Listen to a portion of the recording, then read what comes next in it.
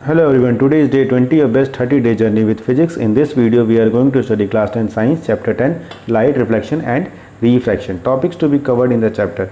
Reflection of light में ये सारे topics हैं और रिफ्लेक्शन ऑफ लाइट के ये सारे टॉपिक्स हैं। रिफ्लेक्शन ऑफ लाइट हम ऑलरेडी पढ़ चुके हैं। अगर आपने हमारे साथ रिफ्लेक्शन ऑफ लाइट नहीं पढ़ा है तो इस वीडियो के डिस्क्रिप्शन में एक लिंक मिल जाएगा, वहाँ जाके आप इन टॉपिक्स को पढ़ सकते हैं। रिफ्रैक्शन ऑफ लाइट में आज का टॉपिक है लॉ ऑफ रिफ्रैक्शन और रिफ्रैक्टिव इंडेक्स। तो चलिए स्टार्ट करते हैं लॉ ऑफ रिफ्रैक्शन।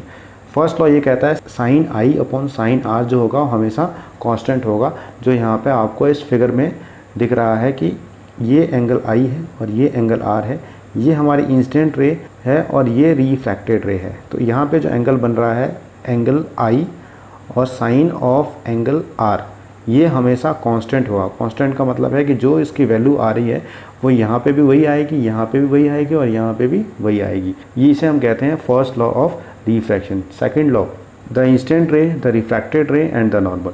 ये हमारी इंस्टेंट रे है, ये रिफ्रैक्टेड रे है और ये हमारी नॉर्मल रे है। ये हमेशा जब एक मीडियम से दूसरे मीडियम में आती हैं तो इस पॉइंट पे ये जो एयर और ग्लास का इंटरफेस है वहाँ पे मिलती हैं। ये सेकंड लॉ में हमें बताया जा रहा है। नेक्स्ट है रिफ्रैक्टिव इंडेक्स। रिफ्रैक्टिव इंडेक्स क्या कहता है कि जब एक मीडियम से दूसरे मीडियम में लाइट जाती है तो वो कितना बेंड करती है ये हमेशा सेम होगा, यानी first law of refraction he refractive index होता है। It is measure of bending of ray of light when passing from one medium into another medium. एक मीडियम से दूसरे मीडियम में जब लाइट जाती है तो वो लाइट कितनी बेंड हो रही है ये डिपेंड करता है उस मीडियम के रिफ्रैक्टिव इंडेक्स के ऊपर, और ये हमेशा उस पर्टिकुलर मीडियम्स के लिए सेम होता है। इसे हम इंडेक्स ऑफ रिफ्रैक्शन भी कहते हैं। सेकेंड पॉइंट में हमें ये बताता है कि the refractive index n is defined as the ratio of sine angle of incident to the sine angle of refraction।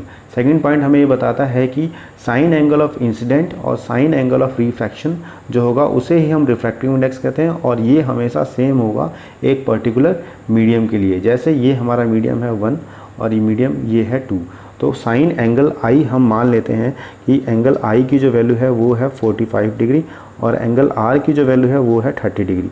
तो यहाँ पे इन दोनों में रिफ्रैक्टिव इंडेक्स कितना होगा इसे हम यहाँ पे कैलकुलेट करते हैं।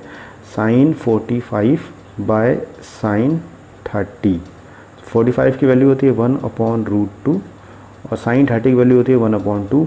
इसको हम अगर सॉल्व करेंगे तो ये आ जाएगा 2/√2। इसको हम फाइनली कैलकुलेट करेंगे क्योंकि हमें रेसिप्रोकल करना होता है, रूट की वैल्यू नीचे नहीं आनी चाहिए। तो ये हमारे पास आएगा 2√2/2 और ये 2 कैंसिल हो जाएगा और फाइनली हमारे पास √2 आंसर आ जाएगा। और अगर हम इस √2 को और आगे सॉल्व करेंगे तो √2 की वैल्यू हमें पता है 1.414, यानी जब लाइट एयर से ग्लास की तरफ जा रही है तो उसकी जो रिफ्रैक्टिव इंडेक्स है 1.414 है, वो हमेशा सेम होगा चाहे वो इस पोजीशन पे आए चाहे वो इस पोजीशन पे आए। ये हमारा रिफ्रैक्टिव इंडेक्स बता रहा है। बेसिकली ये एक इंडेक्स है जो ये बताता है कि लाइट जब एक मीडियम से दूसरे मीडियम में जाती है स्पेसिफिकली तो वो कितनी बेंड होगी। नेक्स्ट है refractive index of several materials. आप यहाँ पे देख रहे होंगे कि रिफ्रैक्टिव इंडेक्स एयर में 1.0003 है और डायमंड की रिफ्रैक्टिव इंडेक्स सबसे ज़्यादा है। मतलब लाइट यहाँ आती है तो बहुत ज़्यादा बेंड हो जाती है और लाइट यहाँ पे आती है तो बहुत कम बेंड होती है। ये हमें यहाँ पे बताया जा रहा है। एग्ज़ाम में कई बार पूछा जाता है कि सबसे हाईएस्ट रिफ्रैक्टिव इंडेक्स किसका होता है, तो आपको याद रखना है डायमंड का होता है और सबसे कम हमारा एयर का होता है। नेक्स्ट है स्फेरिकल लेंसेज के बारे में। Spherical lens is a lens whose surface has shape or part of sphere. तो आपको ये दिख रहा होगा कि ये जो सरफेस है एक पार्ट है, यानी एक स्फीयर का एक हाफ है या कुछ टुकड़ा है उसकी तरह है, और यहाँ जो सरफेस है ये भी स्फेरिकल है, इसलिए इसको हम कहते हैं कॉन्वेक्स लेंस, इसको हम कहते हैं कॉनकेव लेंस। कॉन्वेक्स लेंस और कॉनकेव लेंस में एक बार डिफरेंस देख लेते हैं। कॉन्वेक्स लेंस और कॉनकेव लेंस, कॉन्वेक्स लेंस में थिन एट कॉर्नर्स, आप यहाँ देख रहे होंगे कॉर्नर्स पे ये थिन है।